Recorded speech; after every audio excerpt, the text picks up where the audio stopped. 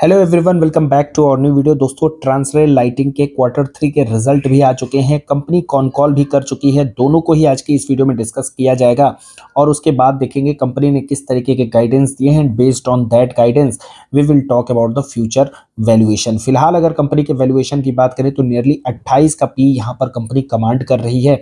और क्वार्टर 3 के अगर रिजल्ट आप देखेंगे तो वाई बेसिस पर सेल्स जो है 62% से ग्रो किए हैं।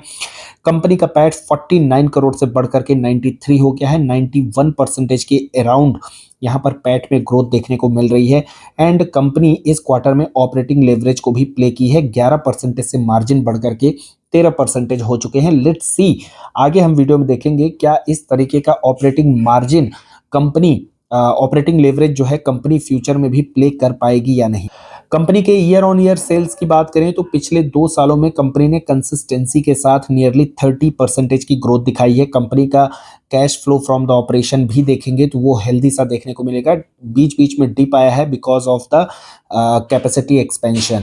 इसके अलावा अब हम कंपनी के कॉन कॉल को डिस्कस कर लेते हैं। तो यहाँ पर अगर आप देखेंगे, इन्होंने आईपीओ प्रोसीड्स में जो 400 करोड़ उठाए थे उसके बारे में बताया है कि 250 करोड़ का एलोकेशन जो है वर्किंग कैपिटल के लिए किया है और 90 करोड़ में यहाँ पे कंपनी जो है वो कैपेक्स करने वाली है। टोटल कैपेक्स के प्लान की बात करें जो अगले 18 से 24 महीनों के लिए होगा वो नियरली 327 करोड़ का होने वाला है, जहाँ पे फैक्ट्री एक्सपेंशन में 125 करोड़ कंपनी खर्चा करेगी। उसके अलावा जो इक्विपमेंट और टूल्स वगैरह होते हैं उसमें 80 करोड़ खर्चे होंगे और जो नया टावर मैन्युफैक्चरिंग होगा उसमें 115 करोड़ रुपए का खर्चा करने वाली है। इनका ब्राउन फील्ड का जो एक्सपेंशन है वो ऑपरेशनल होना था बट वो थोड़ा सा डिले हो गया है, तो अगले 6 महीनों में ये जो है तो आपका ऑपरेशनल होता हुआ देखने को मिलेगा। और जो नया प्लांट है जहाँ पे 115 करोड़ का खर्चा करके नया टावर यहाँ पे नया टावर मैन्युफैक्चरिंग यूनिट जो लगाने वाले हैं वो अगले 12 से 18 महीनों में कंपनी का कहना है कि ऑपरेशनल हो जाएगा। इसके अलावा सबसे इंपॉर्टेंट होता है इस तरीके की कंपनी में ऑर्डर बुक, क्योंकि ट्रांसरेल की बात करें तो इसका एक कॉम्पिटिटर आपको देखने को मिलेगा, स्किपर लिमिटेड।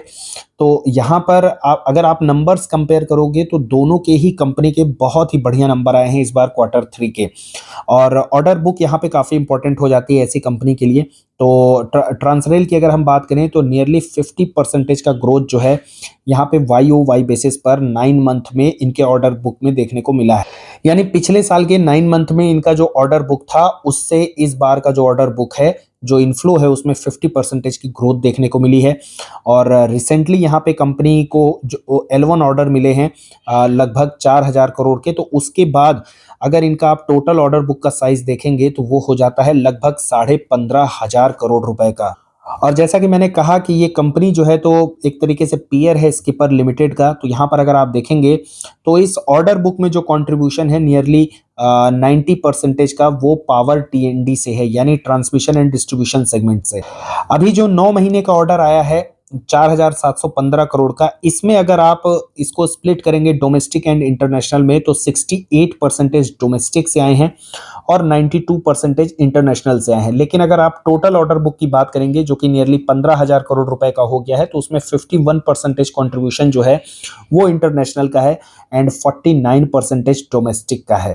कंपनी के बिजनेस वर्टिकल्स भी सिमिलर हैं बिल्कुल स्किपर की ही तरह। पावर टीएनडी में जो है तो लगभग 90% का रेवेन्यू है।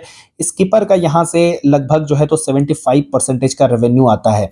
उसके अलावा स्किपर का एक और सेगमेंट है जहाँ से लगभग 10% पॉलीमर सेगमेंट से आता है, लेकिन यहाँ पर ट्रांसरेल जो है वो पॉलीमर सेगमेंट में नहीं है, यानी कोई भी पाइपिंग डिवीजन पीवीसी वगैरह के सेगमेंट में नहीं है। तो यहाँ पर 90% कॉन्ट्रीब्यूशन जो है पावर एंड टीएनडी से आता है। इसके अलावा स्किपर का जो है तो नियरली 15% आपको जो है तो सिविल कंस्ट्रक्शन ईपीसी वगैरह में देखने को मिलेगा। और यहाँ पर जबकि ट्रांसरेल की अगर हम बात करें तो अदर सेगमेंट में लगभग 10% जो है वो सिविल कंस्ट्रक्शन में आता है। पहला यहाँ पे इनको ऑर्डर जो है सोलर ईपीसी का आया है, दैट इज जो है वो इंटरनेशनल ऑर्डर है। इसके पहले तक कंपनी जो है यहाँ पर ईपीसी का काम नहीं करती थी एंड आपकी जानकारी के लिए बता दूं लो मार्जिन वाला बिजनेस है। इसके अलावा इंटरनेशनल फोकस की अगर हम बात करें तो कंपनी जो है तो अफ्रीका, सार्क नेशंस और साउथ ईस्ट एशिया के नेशंस को यहाँ पर कैटर करती है। तो टोटल अगर इस कंपनी की बात करें तो इंटरनेशनल बिजनेस में लगभग 22 कंट्रीज में इसका प्रेजेंस है, इंक्लूडिंग द बांग्लादेश। तो बांग्लादेश जो है एक तरीके से अब इस कंपनी के लिए पेन पॉइंट हुआ है और ये चीज़ जो है इन्वेस्टर्स को भी पसंद नहीं आई because of the political turmoil और जिस तरीके से वहाँ पे पॉलिटिकल चेंजेस हुए हैं उसकी वजह से कंपनी भी अब अपना जो बिजनेस है वो बांग्लादेश से शिफ्ट करना चाह रही है। अभी तक का इनके ऑर्डर बुक में अगर आप स्कीपर का देखेंगे लास्ट ईयर तक तो उनके ऑर्डर बुक का लगभग 30 से 35% का कंट्रीब्यूशन बांग्लादेश से हुआ करता था। लेकिन अभी रिसेंटली कॉन कॉल में कंपनी ने बताया है कि उनका जो ये कंट्रीब्यूशन है ऑर्डर बुक का बांग्लादेश से वो अब घट करके 20% हो गया है एंड नेक्स्ट ईयर तक ये इन सारे ऑर्डर्स को एग्जीक्यूट करके इसको 10% के अंदर लाएंगे। तो यानी कि इस ऑर्डर बुक का जो परसेंटेज है बांग्लादेश में उसको भी मैनेजमेंट जो है अब कम करना चाह रहा है क्योंकि उनको भी लगता है कि थोड़ा सा ये रिस्की है। इसके अलावा अगर रिसीवेबल्स की बात करें तो इंटरनेशनल रिसीवेबल में सबसे ज्यादा रिसीवेबल जो है वो बांग्लादेश से है नियरली 576 करोड़ रुपए। और राइट ऑफ की अगर हम बात करें तो कंपनी का पास्ट एक्सपीरियंस अभी तक ऐसा रहा है कि एक भी उनको राइट ऑफ नहीं करना पड़ा, यानी उनका कोई भी बिजनेस ऐसा नहीं हुआ जो या तो बीच में बंद कर दिया गया हो या फिर उन्होंने बिजनेस तो कंप्लीट किया हो लेकिन उन्हें पेमेंट उस एंड से ना मिला हो। तो अब तक ऐसी कोई भी हिस्ट्री नहीं रही है and that is the positive sign और इससे ये उम्मीद लगती है कि बांग्लादेश से ये जो रिसीवेबल्स हैं ये कंपनी को जल्द ही वापस मिल जाएंगे क्योंकि कंपनी जो है इंटरनेशनल पेमेंट सिक्योरिटी में बहुत बड़े मेजर्स लेती है। जब भी कोई ऑर्डर बिड करती है तो उसमें कोशिश करती है कि मल्टीलेटरल फंडिंग एजेंसीज जो है तो वो इन्वॉल्व हो, लेटर ऑफ क्रेडिट उनको मिले, वो कोशिश करते हैं कि कस्टमर से एडवांस मिल जाए और ये बहुत सारे तरीके होते हैं। कॉन्ट्रैक्ट बेस्ड पेमेंट साइकिल्स में होते हैं, मतलब थोड़ा थोड़ा काम करेंगे उसके बाद पेमेंट लेंगे, फिर थोड़ा काम करेंगे फिर पेमेंट लेंगे। तो इस तरीके से इनकी प्रोसेस रहती है। ये इंश्योर करते हैं अपने इस तरीके की स्ट्रेटजी इन्होंने बना रखी है कि ताकि कोई भी बिजनेस जो वो इंटरनेशनल में कर रहे हैं वहां पे पेमेंट को लेकर के कोई भी इशू ना रहे और रिसीवेबल्स जो हैं वो जल्द से जल्द कंपनी को मिले। इसके अलावा अगर डोमेस्टिक रिसीवेबल की बात करें तो मेनली यहाँ पर इनके पास जो रिसीवेबल्स हैं वो पावर ग्रिड से हैं, तो यहाँ पे कोई इशू नहीं है, देर सवेर ही सही लेकिन ये पैसे जो है कंपनी को मिल जाएंगे। 85% जो रिसीवेबल्स हैं वो टीएनडी सेगमेंट से। डेट टू इक्विटी के बारे में कंपनी यहाँ पे 0.42 का डेट जो है debt to equity ratio maintain कर रही है दिसंबर 2024 की बात करें। और फ्यूचर आउटलुक में कंपनी ने कहा है कि सिमिलर मतलब सेम रेशियो जो है आगे भी आपको मेंटेन होता हुआ देखने को मिलेगा। एक बढ़िया प्रोजेक्ट यहाँ पे कंपनी को मिला है 800 केवी, तो ये एक माइलस्टोन है क्योंकि इतने बड़े हाई वोल्टेज में यहाँ पर ट्रांसमिशन के प्रोजेक्ट में कंपनी कार्य कर रही है। तो नियरली यहाँ पे भी लगभग ये जो प्रोजेक्ट है नियरली 300 से 400 करोड़ का है। और इसके बाद इस बार चूंकि मार्जिन एक्सपेंशन देखने को मिला है तो उस पर मैनेजमेंट का ये कहना है कि चूंकि कंपनी यहाँ पर बैकवर्ड इंटीग्रेशन करती है अपने बिजनेस में, दैट इज वाई यहाँ पे बेटर मार्जिन देखने को मिलते हैं similar to the Skipper. Skipper में भी मार्जिन जो है नियरली 10 से 11% के हैं because of the backward integration, क्योंकि वो फोर्जिंग वगैरह जो भी है सारा सब कुछ अपने जो है तो इन हाउस ही कर लेते हैं, उनको किसी दूसरे कंपनी पर डिपेंडेंट नहीं रहना होता है। दैट इज वाई वहाँ पे मार्जिन जो है थोड़े से बेटर हो जाते हैं। एंड इसके अलावा सिमिलर सी स्ट्रेटजी है, सिमिलर सी स्टोरी है जैसे स्कीपर में हम लोगों ने बात की थी। और पहला रीजन हो गया बैकवर्ड इंटीग्रेशन और दूसरा जो रीजन है इंटरनेशनल बिजनेस। तो ये दो पॉइंट है। इंटरनेशनल ऑर्डर्स में क्या होते हैं कि मार्जिन 1-2% ज्यादा बेटर होते हैं। तो ये दो चीजें हैं जिसकी वजह से मार्जिन जो है इन कंपनी के बेटर होते हैं। ऑल दो फ्यूचर मार्जिन का यहाँ पे जो गाइडेंस दिया है कंपनी ने वो नियरली 12.5% का दिया है।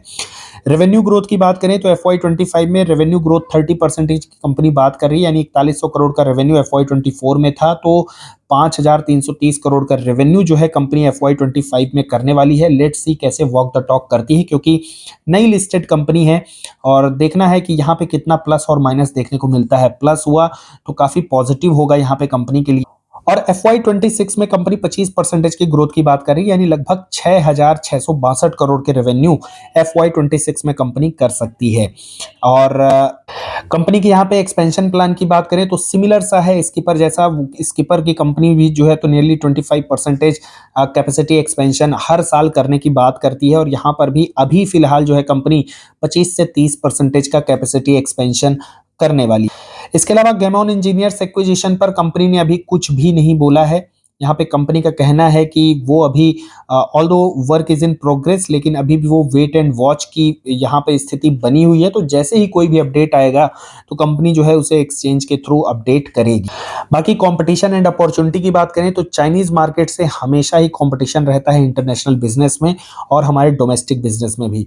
लेकिन यहाँ पर जो है तो पावर ग्रिड की तरफ से बहुत मतलब बढ़िया अपॉर्चुनिटी, जिस तरीके का अपडेट देखने को मिला है, ये चीज जो है तो मैंने पिछली वीडियो में भी बोली थी जब मैं स्कीपर का वीडियो बनाया था कि पावर सेक्टर में पिछले अगर आप डिकेड में देखेंगे तो नियरली 96,000 करोड़ का जो है तो कैपेक्स प्लान किया गया था पावर ग्रिड के द्वारा।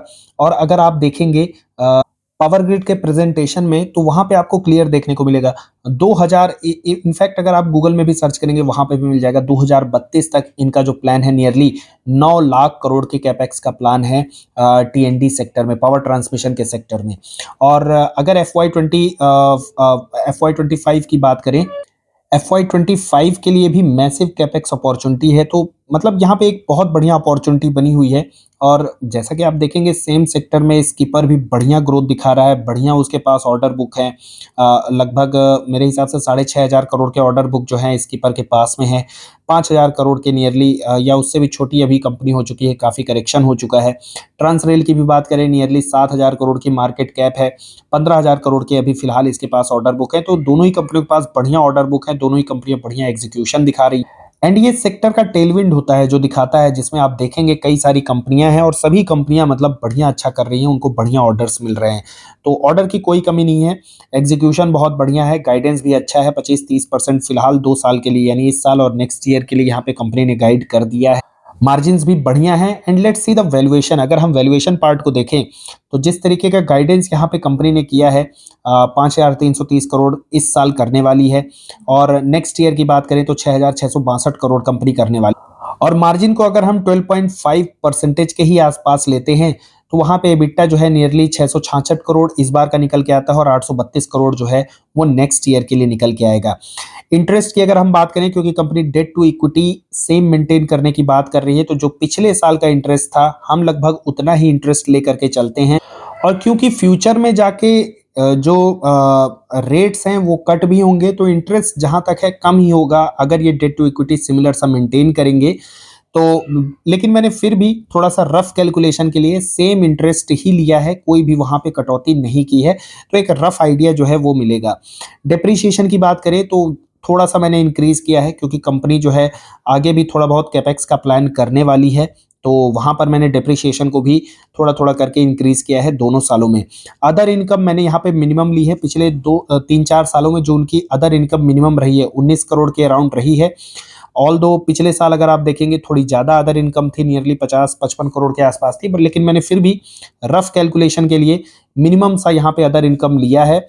और उसके अलावा उसके बाद अगर आप देखेंगे पीबीटी तो लगभग 385 करोड़ और 546 करोड़ निकल के आता है। 27% का अगर टैक्स निकालेंगे तो पैट निकल के आता है 281 करोड़ इस साल का, और नेक्स्ट ईयर का एक्सपेक्टेड है कि 398 करोड़ का यहाँ पे पैट आ सकता है।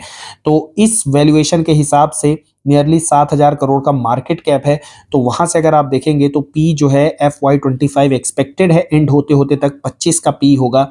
और अगर सिमिलर सा ही रहा मार्केट कैप तो नेक्स्ट ईयर ये पी जो है वो घट करके 17.5 हो जाएगा।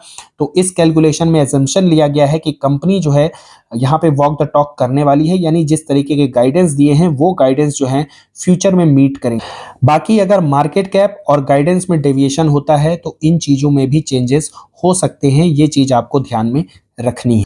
तो दोस्तों आज की वीडियो में बस इतना ही, और कंटेंट अगर यूजफुल लगता है then hit the like button and do not forget to share and subscribe the channel. Thanks for watching the video.